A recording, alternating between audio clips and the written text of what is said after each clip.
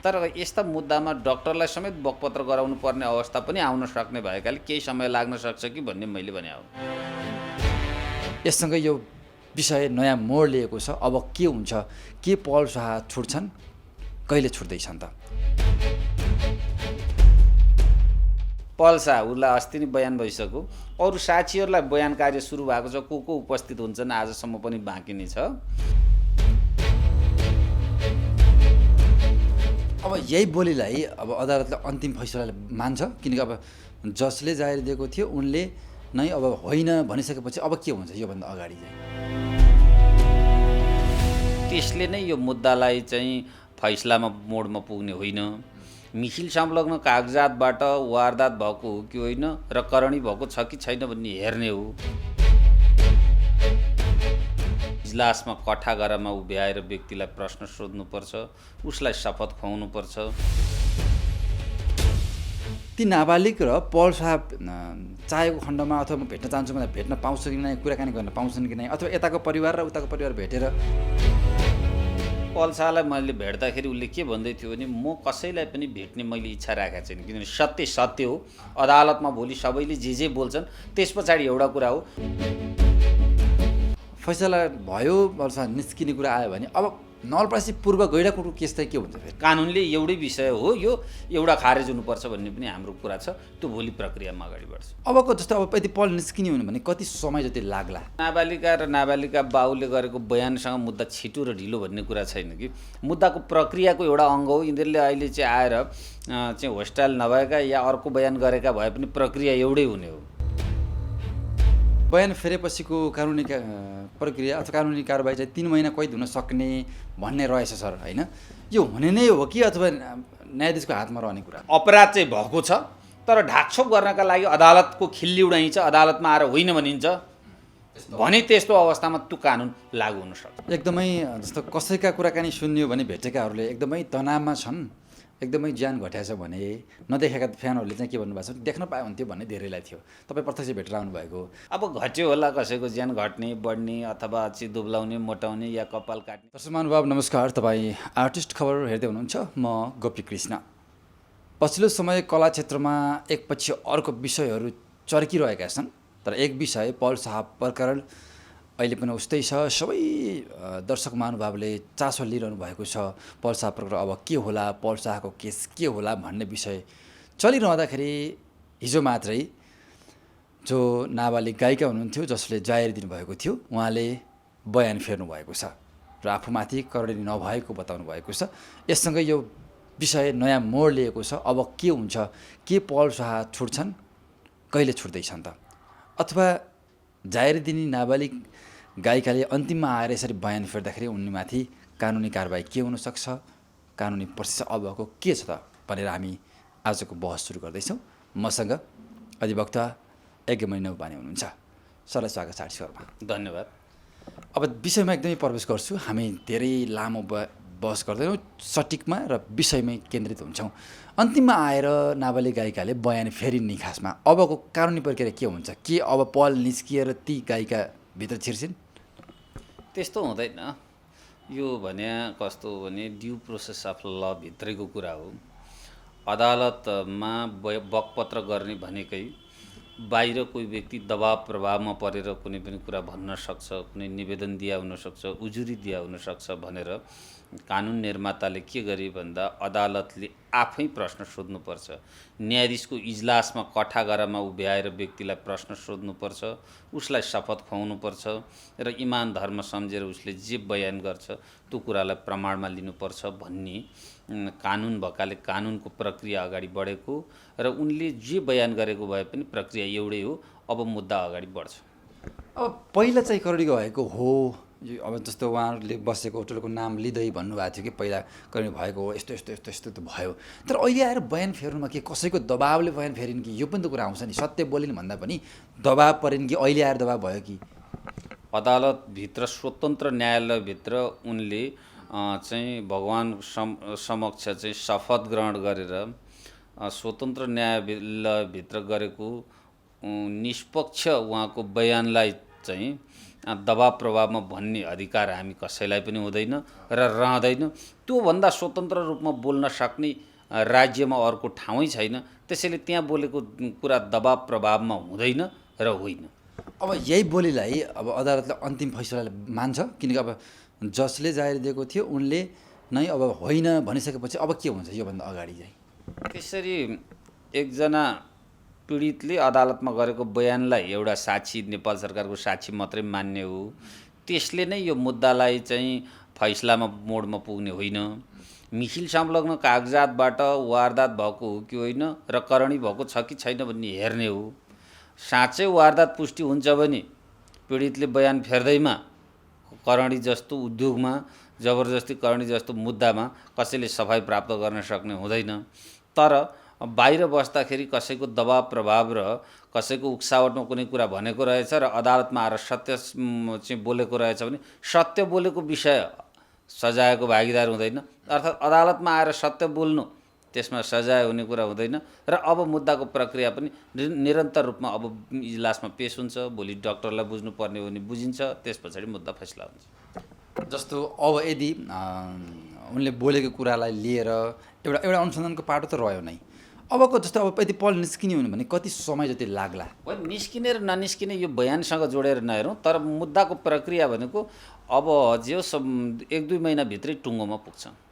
1-2 महिनामा फैसला चाहिँ हुन्छ? हुन्छ। 1-2 महिना चाहिँ लाग्ने नै देखिन्छ। त्यसको यसो छ, के छ भने हाम्रो अदालतको प्रक्रिया छ। अब मुद्दा चाहिँ बेन्चमा पेश हुन्छ। पेश भइसके पछाडि बहस पैरवी हुँदाखेरि अरू कुरा बुझ्नुपर्ने बाँकी रह्यो भने ती बुझ्ने कार्य हुन्छ र बाँकी नरहँदाखेरि पनि डाक्टरको रिपोर्टको सन्दर्भमा बुझ्नुपर्ने हुन्छ र चाहिँ त्यो बेन्चमा इजलासले त्यसै दिन फैसला गर्न सक्ने अवस्था त रहन्छ।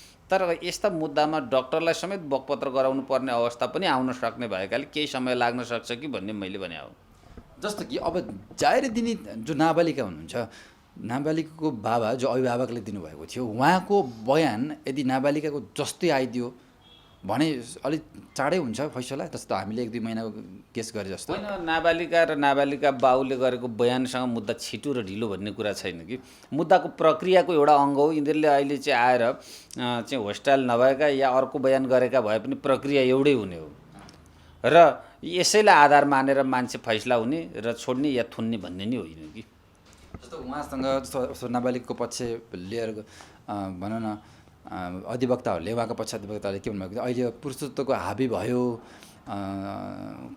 कसैको दबाबमा परिनु होला भन्ने खालको कुराहरू गरिरहनु भएको छ कि यतिखेर उहाँहरूको भनाइहरू हेर्ने हो भने। यसो भनिरहँदाखेरि अदालतमा दिएको बयान अदालतले त खोजी गर्दैन होला नि कसै, अथवा खोजी गर्छ कि गर्दैन?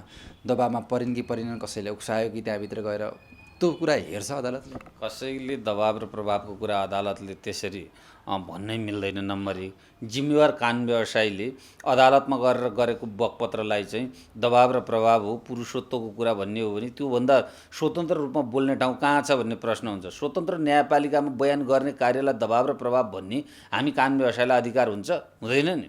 त्यसैले यो विषय होइन र अदालतले दबाब र प्रभाव पर्या हो कि होइन भनेर खोज्ने कुरै भएन। किनभने त्यहीँ सोधिन्छ कि तपाईँलाई स्वतन्त्र रूपमा बयान गराइन्छ, तपाईँलाई चाहिँ कसैको दबाब प्रभावमा परेर बयान गर्नु पर्दैन, कुनै प्रभावमा हुनु पर्दैन, निष्पक्ष रूपमा तपाईँ आफ्नो बोल्न सक्नुहुन्छ भनेर न्यायाधीशका अगाडि गरेको कुरालाई दबाब प्रभाव भन्न मिल्छ र मिल्दैन नि त्यो। र अब तपाईँ अलि पहिलेदेखि यो विषय अलि नजिकबाट नै हेर्नुभएको छ होइन? पहिलेदेखि भन्नु भएको थियो, भनौँ न यदि पक्ष विपक्षको कुराकानी गर्ने भने अधिकांश पल्साको फ्यानहरूले पल्साले यस्तो गर्न सक्दैनन्, हामी पल्साको पक्षमा छौँ भनिरहँदाखेरि तपाईँका पनि केही आधारहरू देखिन्थ्यो, पल निर्दोष छन्, पलले गल्ती गरेका छैनन् भनिरहनु पनि भएको थियो। धेरै अन्तर्वार्तामा त्यो देख्थ्यौँ कि पहिला तपाईँले भन्दै आएको कुरा आज आएर मिल्न गयो। त्यसो होइन, मैले पल दोषी छन् कि निर्दोष छन् भनेर मैले भनिनँ। मैले के भने मिसिल संलग्न प्रमाणहरूले रेप पुष्टि हुने प्रमाण छैनन् है त्यो फाइलमा। मैले भन्दै गर्दा केही चाहिँ कानुन व्यवसायीले, केही साथीहरूले के भन्दै हुन्छ भने पीडित नै प्रमाण हो, पीडितै बोलिराखेको छ भन्नुहुन्थ्यो। के अरे आज आएर त पीडितले के भनिन् भने मलाई त करणी लिँदैन नि भएको छैन भनिन्। सत्य बताइन्। सत्य त जहिले शाश्वत हुन्छ नि, एक दिन न एक दिन बाहिर आउँछ नि। उनले अदालतमा गएर सत्य ओकलिन्, त्यही भएर त म यसलाई होस्टाइल यसलाई बयान फेरिन् भन्ने शब्दसँग पनि सहमत नभइकन अदालतमा आएर सत्य बयान गरिन् भन्छु नि म। त्यसो भएकाले मिसिलमा भएका प्रमाणको सन्दर्भमा मैले आजसम्म विवेचना गरे पलले गल्ती गरेन भन्ने कुरा भन्ने अधिकार पनि ममा छैन। तर मिसिल संलग्न कागजातले रेप पुष्टि हुने प्रमाण वस्तुनिष्ठ रूपमा थिएन र त्यही नदेखेको कुरा मैले मिडियामा भने हो। अब जस्तो मैले अघि सुरुमा भने बयान फेरेपछिको कानुनी प्रक्रिया अथवा कानुनी कारबाही चाहिँ 3 महिना कैद हुन सक्ने भन्ने रहेछ सर, होइन? यो हुने नै हो कि अथवा न्यायाधीशको हातमा रहने कुरा? यी अफवाह हुन्। त कोही व्यक्तिले अदालतमा आएर सत्य बोल्यो भने सजाय गर्ने हो भने त झुटो बोल्नु पर्यो नि त। अदालतको जन्मै सत्यका लागि भइसकेपछि अदालतमा आएर गरेको सत्य बयानलाई मानेर चाहिँ अनि कसैलाई सजाय गरिन्छ र त्यो गरिँदैन। त्यो कानुनको व्यवस्था छुट्टै कुरा हो। त्यो छुट्टै विषयमा भएको कानुनलाई यहाँ ल्याएर जोड्न मिल्दैन। भन्न खोजेको कानुनै छैन भन्नाले त्यो 3 महिना भन्ने चाहिँ अभाव मात्रै हो त? त्यो छुट्टै कानुन हो। त्यो भनेको के हो भने कसैलाई चाहिँ झुटा चाहिँ कुरा गरेको, जो जाल परिपञ्च गरेको, यस्ता उस्ता विषयमा आकर्षित हुने व्यवस्था हो कि त्यो हरेक चाहिँ जाहेरी हालेको कुरा चाहिँ पुष्टि हुँदै गएन भने या चाहिँ कसैले चाहिँ आफूलाई उक्साहट दबावमा परेर मैले यस्तो भने सत्य कुरा यो भनेर अदालत समक्ष आएर सत्य मान्छेले बोल्छ भने त्यसलाई सजाय गर्ने होइन कि। अदालतमा आएर झुटा कुरा गर्यो भने चाहिँ सजाय गर्ने कानुन हो त्यो। तपाईँले भनिरहँदाखेरि नि केही समय अगाडिको मात्रै हामीले इक्जाम्पल लिन सक्छौँ कि अर्को एक जिल्लामा यही करोडीको केस थियो, 3 वर्ष जो बयान फेरेको भने 3 वर्षको कैद सुनाइयो नि त। त्यो छुट्टै मुद्दा हो। त्यसको प्रकृति छुट्टै थियो, अवस्था छुट्टै थियो, त्यसमा संलग्न महिलाको उमेर छुट्टै थियो, त्यो परिस्थिति छुट्टै थियो। त्यो छुट्टा परिस्थितिमा भएको कुरालाई चाहिँ यो मुद्दासँग जोड्नै मिलेन नि। मैले यहाँभन्दा अगाडि धेरैवटामा भनेको छ, सबै घाउ क्यान्सर होइनन् के, सबै घाउलाई क्यान्सर नदेखौँ। त्यसो भएकाले त्यो र यो रेप मुद्दा दुइटै हुन् भन्ने आधारमा यसमा पनि सजाय हुन्छ, त्यो 3 महिना सजाय सुनाइदिएला भन्ने होइन। सबै मुद्दामा अदालतसँग अविशिष्ट अधिकार जुन छ नि न्याय प्रशासनको क्रममा, अदालतको खास बसेको भनेको त यो मुद्दामा के हो भन्दा पल दोषी कि निर्दोष सजाय गर्नुपर्ने कि नपर्ने भन्नका लागि हो। अरू व्यक्तिलाई सजाय गर्नुपर्ने कि नपर्ने भन्नका लागि होइन। त्यस्तो अवशिष्ट अधिकारको कहिले कहिले न्याय प्रशासनको सक्रियतामा त्यो आदेश सुनाइन्छ। त्यो घटनामा त्यहाँ 3 वर्ष गरिएको त्यो छुट्टै पाटोको कुरा छ। 3 महिना सजाय गर्ने कुरा त्यस्तो हो। त्यो जहिले जुनसुकै अवस्थामा त्यस्तो अस्त्र अदालतले प्रयोग गर्दैन र गर्नु पनि हुँदैन। त्यसो गरियो भने समाजमा त भोलिदेखि जाहेर नै पर्न छोड्छन्। या मान्छेले सत्य अदालतमा गएर बकपत्र गर्यो भने चाहिँ सजाय हुन्छ भन्ने हो भने त्यसले के म्यासेज जाला भन्नु न। सत्य अदालतमा गएर कसैले बोल्यो भने चाहिँ सजाय हुन्छ भन्ने हो भने त झुटै बोल्न जाने हो भने त किन अदालतमा दोहोरो परीक्षणको व्यवस्था किन गरियो भन्दा त पुलिस प्रशासन मौकामा अथवा अदालतभन्दा बाहिर बोलिएका कुराहरू सत्य नहुन सक्छन् है भनेर अदालतले दोहोऱ्याएर प्रश्न सोध्ने ठाउँ राखेको हो नि त। राखेछ कानुनले, दोहोऱ्याएर आफू सुझबुझका साथ अदालतले सोध्ने ठाउँ राखेछ। त्यहाँ आएर कसैले सत्य बोल्यो भने तैँले सत्य बोल्न पाउँदैन थिइस् भनेर सजाय गरिन्छ र त्यसो भएकाले यतातर्फ नजाउँ हामी। जस्तो अब यदिको कुराकानी गरौँ न, होइन? अरू कुनै डकुमेन्टको आधारमा करोडी भएको भन्ने पुष्टि भएछ भने ती अथवा पात्र मात्रै भने मैले ती व्यक्ति ती नाबालिका अथवा कोही जो जारी दिएकी थिइन् उनलाई चाहिँ बल्ल कानुनले हेर्न सक्छ। त्यो छुट्टै कुरा हो। फेरि हेर्नुहोस्, कुनै मुद्दामा अपराध चाहिँ भएको छ तर ढाकछोप गर्नका लागि अदालतको खिल्ली उडाइन्छ, अदालतमा आएर होइन भनिन्छ भने त्यस्तो अवस्थामा त्यो कानुन लागू हुनसक्छ। अब यो अवस्थाको कुरा अहिले त हामी यसै भन्न सक्दैनौँ, होइन? र अर्को कुरा सर, यो सामाजिक सञ्जालको चर्चाको कुराकानी म थोरै गर्छु है। कतै कानुनी प्रक्रिया के हुन्छ अथवा ती नाबालिग र पल साहब चाहेको खण्डमा अथवा म भेट्न चाहन्छु भने भेट्न पाउँछु कि नै, कुराकानी गर्न पाउँछन् कि नै, अथवा यताको परिवार र उताको परिवार भेटेर जस्तो सामाजिक सञ्जालको कमेन्टको कुराकानी गर्ने हो भने कतै दुई परिवार बसेर सहमति गरेछन् र के अरे बयान फेरिछन् कि भन्ने खालको चर्चा पनि चल्न थाल्यो। कुरा होइन, हेर्नुहोस्, भेट्नै नपाउने भन्ने त होइन। तर त्यो पल्सालाई मैले भेट्दाखेरि उसले के भन्दै थियो भने म कसैलाई पनि भेट्ने मैले इच्छा राखेको छैन, किनभने सत्य सत्य हो। अदालतमा भोलि सबैले जे बोल्छन् त्यस पछाडि एउटा कुरा हो, मैले भेटेँ या मेरा कोही आफन्त परिवारले भेट्यो भने फेरि त्यसमा चाहिँ हाम्रो संलग्नता भन्ने देखिन्छ। त्यसैले सत्य मान्छेले अदालतमा गएर बोल्ला र सत्यको जित होला भनेर उसले भनिराखेको अवस्थामा कुनै परिवारको त्यसमा संलग्नता उपस्थितिको कुरै होइन।